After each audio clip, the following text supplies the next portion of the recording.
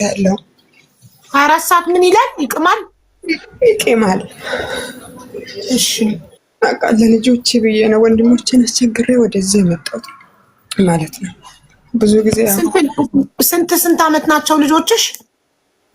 አንዷ አሁን አልሐምዱሊላህ 6ኛ አመቷን ይዛለች። አንዷ 4ኛ አመቷን ይዛለች። አንደኛ ገና 11 ወሯ ሆነ ነው ጥያት የመጣሁት። ሶስት ናቸው እንዴ? ሶስት ናቸው። ሁለት አንዷ 4 አመት አንዷ 6ኛ አመት ልትገባ አሁን 2 ወር ቀራት። 5 እየጨረሰች ነው። የ6 አመት እና የ4 አመት ሴት ልጆች አሉሽ? አዎ። እሺ ታዲያ ማን ነው የሚይዛቸው ልጆቹን? ልጆችን መጀመሪያ ትልቋን ከለከለኝ። በዛው መሀል ጭቅጭቅ አልፈለኩም። ወደዚህ ሊመጣ ስለሚከለክለኝ ለሱ ትቼ መጣው። አካባቢ ላይ እህቴ ስላለችኝ ማለት ነው። ኦኬ እሺ። ትንሿን ደግሞ ለእህቴ ሰጥቻት መጣው። ለሌላኛው እህቴ እኩያ ልጅ ነበረች። ለእህቴ 11 ወሯ ነበር አይደል? አዎ የ11 ወሯን ለእህቴ ሰጥቻት መጣው። የ4 አመቷን እሱ ጋር ስትታያት ሰራተኛ ነበር? የለም ባል ብቻውን። የሱም እናት አለች አጠገቡ ላይ እህቴም አለች። አጠገቡ ማለት ጎረቤት አንድ ግቢ ውስጥ ነው? አንድ ግቢ ውስጥ ማለት ነው። እሺ ክፍለ ሀገር ልጅ ነኝ። አንድ ግቢ ውስጥ ነው የነበረው። እዛ እህቴም ቅርብ ቦታ ስላለች እሷን ታይ ነበር። ትቼ መጣሁ። ምክንያቱም ትቼ የመጣሁበት ምክንያት ያኔ ልጄን ወስዳታለሁ ካልኩ ሌላ ጭቅጭቅ ነው የተነሳሁበት ነገር ይቀራል ብዬ ነው። ኦኬ ከዛ አሁን እዚህ መጥቼ ይመለሳል ብዬ ቶሎ ብዙ ነገር አደረኩ። ምክንያቱም ልጆቼን ይዤ ሌላ አባት ቤት መሄድ ስለማልፈልግ እንዲኖራቸው ስለማልፈልግ ብዙ ታገልኩኝ። ምንም የሚለወጥ ነገር አይደለም እሱ። አሁን ምንድነው ባለቤትሽ ችግሩ? ጫት ከመቃም ውጪ ሌላ ምን ባህሪ ያለው? ጫት ብቻ ሳይሆን በቃ ጫት ይቅማል፣ አይሰራም። ካልሰራ ጫት ይቅምበትን በርኪድ ያመጣል። ለራሱ ወዛደርነት ሰርቶ ጫት ይቅማል። ስራ ያላገኘ ቀን በጓሮ ያለውን ሰብሮ ወስዶ ይቅማል። በቃ የስራ አላማ የለም። ጫት ብቻ አይደለም የኔ ችግር። ሰርቶ የምትበሉት ቆይ ገጠር ነው አይደል? ሰኪናዬ አዎ የምትበሉት የቤት ኪራይ የለባችሁም? ቤቱ የማን ነው? የምትኖሩበት ቤት? የለብንም። የቤት ኪራይ የለብንም። የአባቱ መሬት የተሰራ ቤት ነው። አባቱ ቤት ነው ይዞሽ የገባው?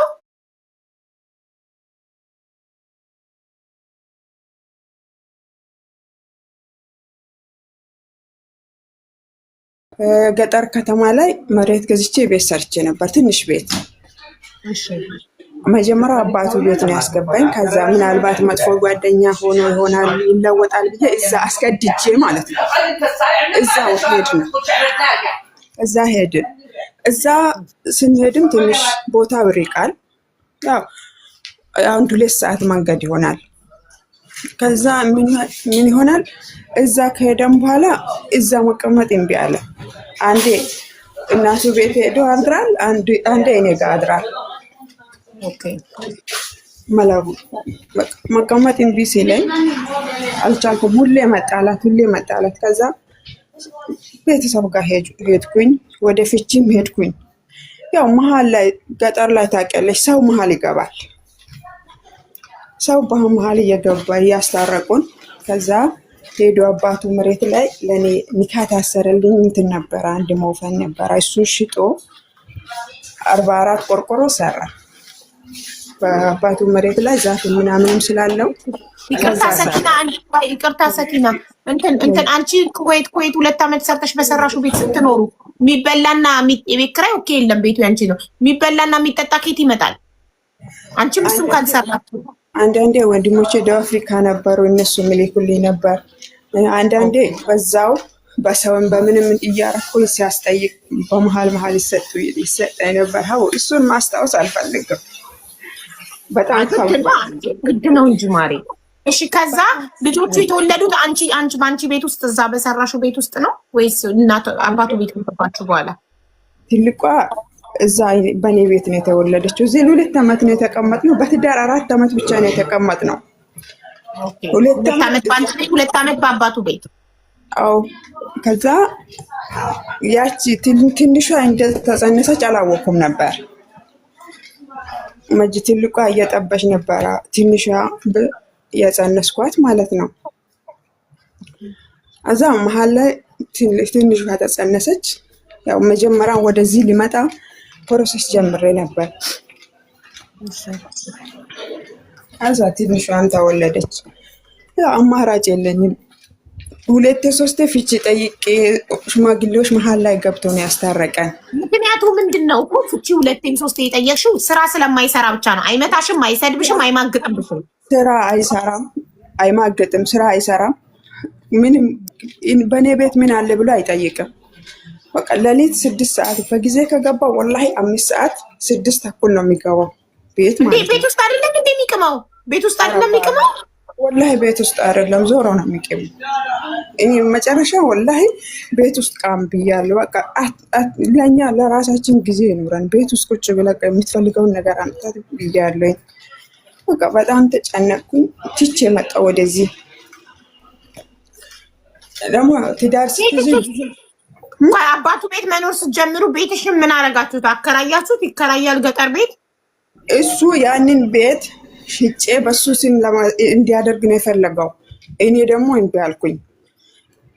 መጀመሪያ በኩስ ሲመጣ የቤት እቃ ሙሉ አምጥቻለሁኝ፣ ሙሉ እቃ አምጥቻለሁኝ። በሱ በኩል ምንም ነገር የለም። ስለዚህ እኔ መጀመሪያ ስለሱ ብዙ አላውቅም ነበር። እሱ ግን ብዙ ነገር ያውቅ ነበር ስለኔ፣ ብዙ ነገር። ማነው ያስተዋወቃችሁ?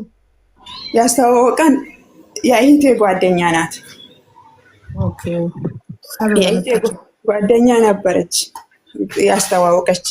ስለኔ ብዙ ነገር አውቃለሁ። እሱ ለካ ተከልሳራ። ስለዚህ እሱ የፈለገው እኔን ሳይሆን ያለኝን ነበር። ከገባው በኋላ ነው እሱን አወቅኩት። እኔ እሱን የተረዳሁት። እንዴት አወቅሽ? እንዴት ነገረሽ? ራሱ እንዴት አወቅሽ? ምክንያቱም ሁኔታው አስታውቃል። ሁሉንም ነገር በኔ ያለውን ነገር ወደሱ ለመመለስ ነው የሚሞክረው፣ ጥረቱ ማለት ነው። ወደሱ ለማድረግ ነው የሚሞክረው። ከዛ እኔ ደግሞ አላደርግም በማለት ተጣላን። ያ ቤት እንደዚሁ እያለ አባቱ ቤት ገባ። አባቱ አገር ገባን። ገብተን ጀመረ። በዛ ለምንድን ነው እንደዚህ የምትሆነው ሲል ተጣላን። አንዴ አባቱ ቤት ከገባችሁ በኋላ አንቺን ጥሎ እዛ ቤት አንቺ ቤት ሄዶ ያድራል? ላ ከዛ ከኔ ቤት ከዛ የወጣንበት ምክንያት አንዴ እኔ ቤት ይሄዳል፣ አንዴ አባቱ ቤት ሲያድ ተጣላን። በዛ መሀል ሰው ገባ። አባቱ ቤት መሬት ሰራ። አባቱ መሬት ላይ ቤት ከሰራ በኋላ እዛ ጠቅልለን ገባን። እኮ ስትገቡ የአንቺን ቤት ምን አረጋችሁት? አከራያችሁት ወይስ ሸጣችሁት? ነው ጥያቄ። አላከራየንም፣ አልሸጥንም፣ አላከራየንም። ዝም ብላችሁ ባዶውን ለቀቃችሁት? አዎ ዝም ብለን ለቀን መተን ቢያንስ 1 ዓመት ከቆየ በኋላ ሽጬ ሌላ ቦታ መሬት ገዛው። መሬቱንም በራሴ ስም ነው የገዛሁት። ያንን በዛም ተናደደ፣ በሱ ስም ስላልገዛሁት ማለት ነው። በዛም ተጣለን። በቃ መለወጥ እምቢ አለኝ። ምንም ብሞክር ምን ባደርግ ወደዚህም ሊያመጣ ሞከርኩኝ። እዚህም ከመጣሁ በኋላ ምንም ለውጥ የለውም እሱ። አንቺ የት ሄድሽ አሁን? የት አረብ ሀገር? እኔ እመራት ነው ያለሁት። አንቺ ዱባይ መጣሽና ከዛ መሬትሽስ? መሬት በራሴ ስም ነው ያለው እዛው። አሁን እዚህ ከመጣሁ በኋላ ለራሴ እሱ ሳቅ መሬት ገዝቻለሁ፣ ሌላም ማለት ነው ወራቤ ላይ። አሁን የኔ ዋና ጥያቄ ምንድን ነው? ኩዌት ለፍቼ የገዛሁት ብዙ እቃ አለ ቤት ውስጥ። የቤት እቃ ማንም ለእኔ አንድ ሲኒ የሰጠኝ የለም። ራሴ የለፎት ነው፣ ሽንት ቤት አጠብኩት ነው። አሁን ያንን እቃ ትቼ ኒካ ላውርድ ምን ላድርግ? ግራ ገባኝ። እሱ ነው ዋና ጥያቄ። እዚህ ከመጣ በኋላ ለሱ ምንም አደረኩት ነገር የለም፣ ምንም አልሰጠሁትም። ምን አለ እሱ? አሁን 3 ዓመት ሙሉ አሁን ኢማራት ከመጣሽ ስንት ዓመት ሆነሽ? 3 ዓመት ሆነኝ። 3 ዓመት ሙሉ ማለት ነው ምንም ሳትልኪ ቀሪ ምን አለ? ብር ትላክ ነው የሚለው። እኔ መሬት እንደገዛው ሳልነግረው ቤት እንሰራለን እንጨት ምናምን ሰብስብ አልኩኝ። ብር የለም ይላል። በቃ ሁሉንም ነገር እኔ እንዲያደርግ ነው የምፈልገው። እሺ ወደዚህ ና አልኩት። አልመጣም አለኝ። የሆነ ነገር አስተካክል፣ ሸቀጥ ሞልቼ ሱቅ ትሰራለህ አልኩት። አልሰራም፣ ብሩን በልተሃል ትላለች አለኝ። ስለዚህ በቃ ዘጋሁት። መጨረሻ አሁን የ6 ዓመት ልጄ ማለት ነው ትምህርት ቤት አስገባልኝ ብዬ ከኤምቢሲ ላይ ሰው ነው በሰው አስጠይቄ ነው ያስገባልኝ ማለት ነው። የትምህርት ቤት ወጪውን እኔ እችላለሁኝ። ብቻ ትምህርት ቤት ትግባ ስለው ኤምቢሲ ላይ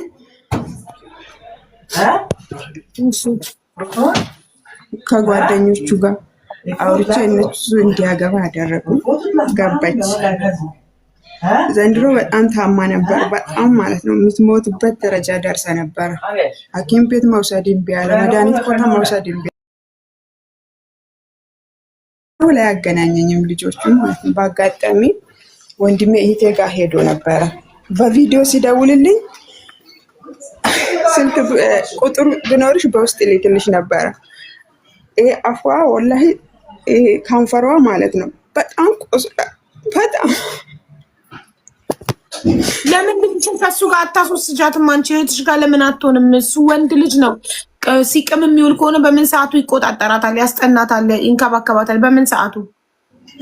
ከዛ አቡ ምን እንዳለች ታውቂያለሽ? የገዛ አባቷ ወንድሜ ሄዶ ሐኪም ቤት ወስዳታለሁ ሲላት ብር ሊከን ያመጣው ብር ስጠኝ፣ ብር ካልሰጣት ይሞት አለኝ ብሎ ከዛ ወንድሜ ሴቶችና ህፃናት ጉዳይ ገቢ ይሄዳሉ ብሎ ሲነሳ ሰው መጥቶ እንዲወስድ አደረገው። አሁን 3 ወራ ነው።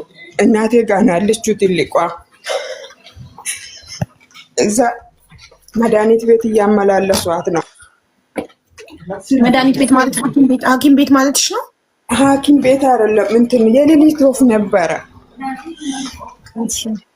የሌሊት ወፍ ስለነበረ የአበሽ መድኃኒት እያደረጓት ነው። የአበሻ መድኃኒት አሁን እሱ አባት ሆኖ ብር ካልሰጣችሁኝ እንድትታከም ልጄን አልፈቅድም አለ። ፖሊስ አያመጡበትም ነበር? ይሄ ወንጀል እኮ ነው። ወላሂ ግራ ገብቶኛል። ወላሂ ግራ ገብቶኛል።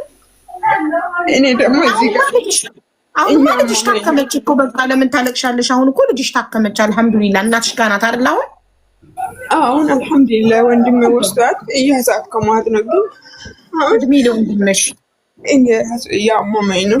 አንዳንዴ ራሴ ሲቺ ወድቃለኝ። እና ለምን አትገቢም? 2 መሬት አለሽ አይበቃም? ለምን አትገቢም?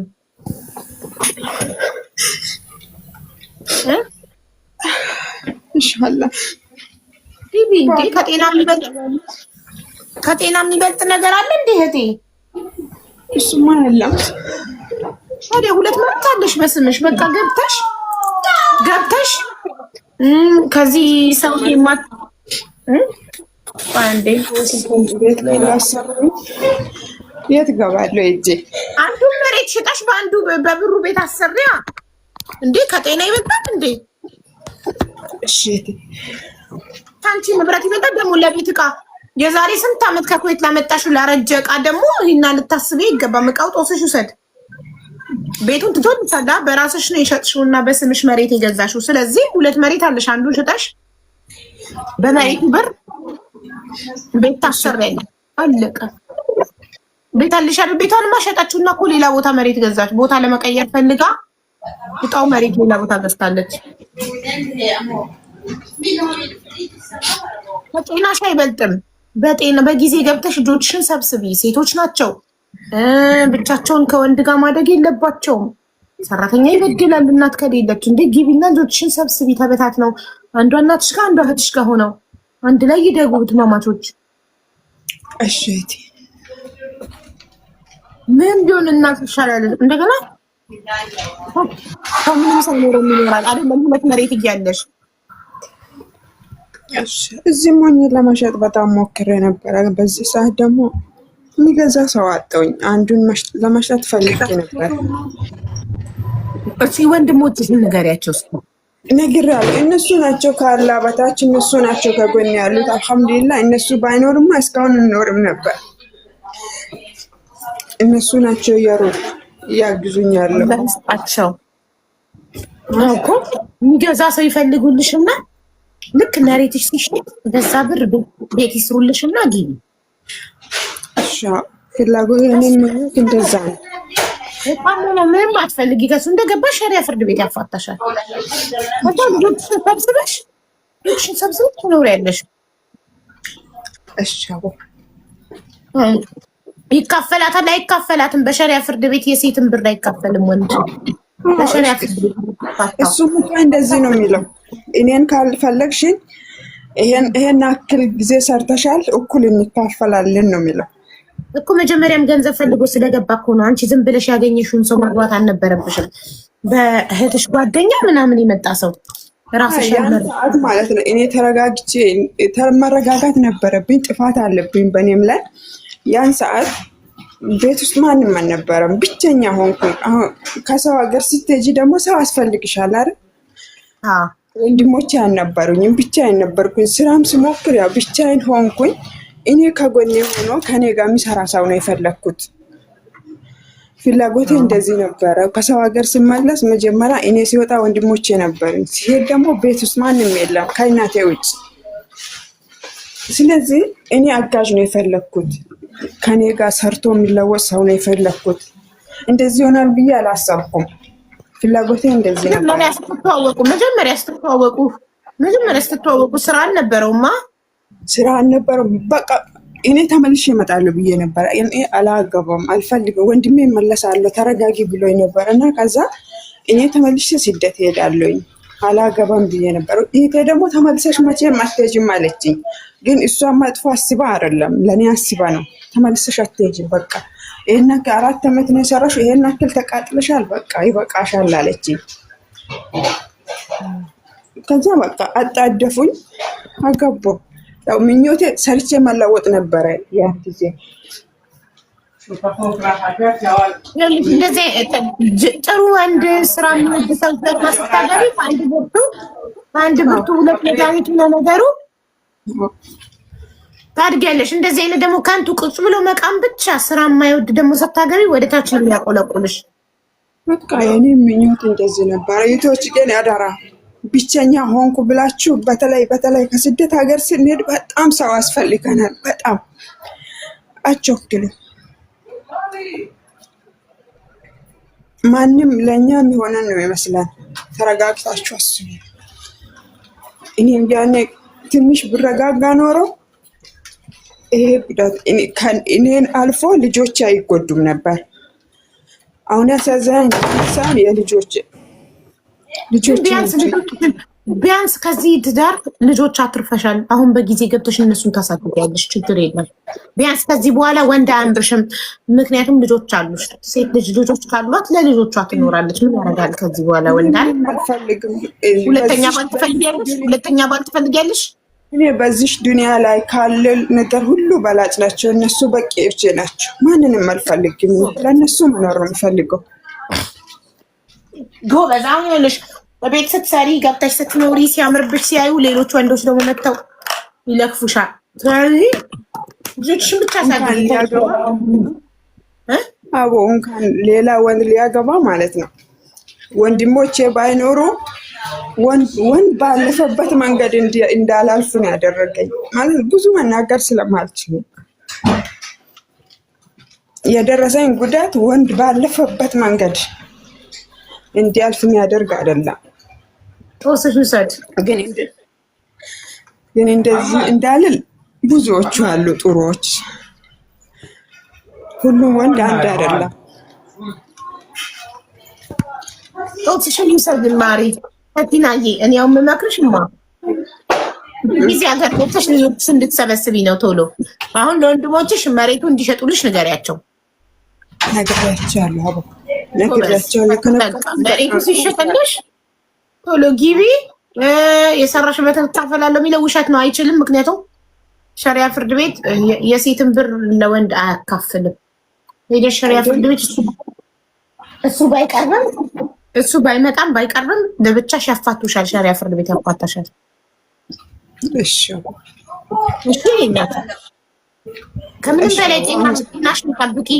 ተመስገን። አሁን ትልቋ ልጅሽ እናትሽ ጋር ሄዳለች። ስለዚህ እሱ ጋር ስላልሆነች የሚያሳቅቅሽ ነገር የለም። አላህ ደግሞ ልጅሽን ጨርሶ ይማርልሽ የኔ እናት። አሚን። ትንሽ ትምህርት ጀመረች እህትሽ ጋር ያለችዋ ትልቋ ማቋርጣለች። አሁን ታማ ትንሿም አልጀመረችም። ትንሿ ያለችበት ትንሽ ለትምህርት ቤት ርቃል። እኔ እዚህ ያለው በክፍያ ነበር ማስተማር የፈለግኩት። እሺ አስተኛቸው።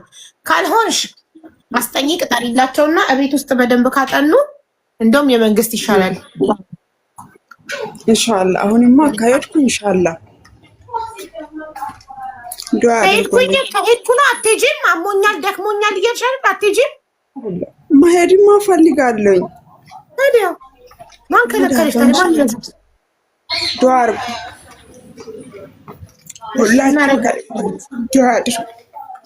እሺ ያንቺ ውሳኔ ነው። ማር ሁለት መሬት አለሽ። ሂጂ ጨክነሽ ወስኚ። እንዴ ህይወት አይሞላም። እሺ ዋሌኩም ሰላም የኔ እናት። ፈጣሪ ከአንቺ ጋር ይሁን። የኔም ልጆች ስንት ናቸው? የኔም ልጆች ትልቁ 12 ዓመት ሮጠብኝ። ኤኒዌይ ዞሮ ልጅ ጎበዝ የሚሆነ የግል ስለተማረ አይደለም። የሚመስላችሁ ሰዎች አላችሁ። ለልጆቼ ነው የምኖረው፣ ስለዚህ ልጆቼን የግል ነው ውድ ጋብዬ ማስተምረው ስትሉ በጣም እደነቃለሁኝ። የግል ትምህርት ቤት ዱርጌ ነው እንጂ የሚያደርጋቸው ምንም አያደርጋቸውም። የመንግስት ትምህርት ቤት ተምረው የግል የምትከፍሉትን ጥሩ አስጠኝ ቀጥራችሁላቸው ቤት ውስጥ በደንብ ቢያጠኑ ትምህርታቸውን ቢከታተሉ ጎበዝ ይሆናሉ። የግል ስለተማረ አይደለም ልጅ ጎበዝ የሚሆነው። አብዛኛው ደህና ቦታ ያሉት የመንግስት ትምህርት ቤት ነው። ታዲያ ዶክተር አብይ አታዩ? ዶክተር አብይ የአንገት በላይ ስፔሻሊስቱ ዶክተር አብይ ህፃናትን ጉሮሯቸውን፣ አፍንጫቸውን፣ ጆሯቸውን እያከመ እያዳናቸው ያለው የመንግስት ነው የተማረው።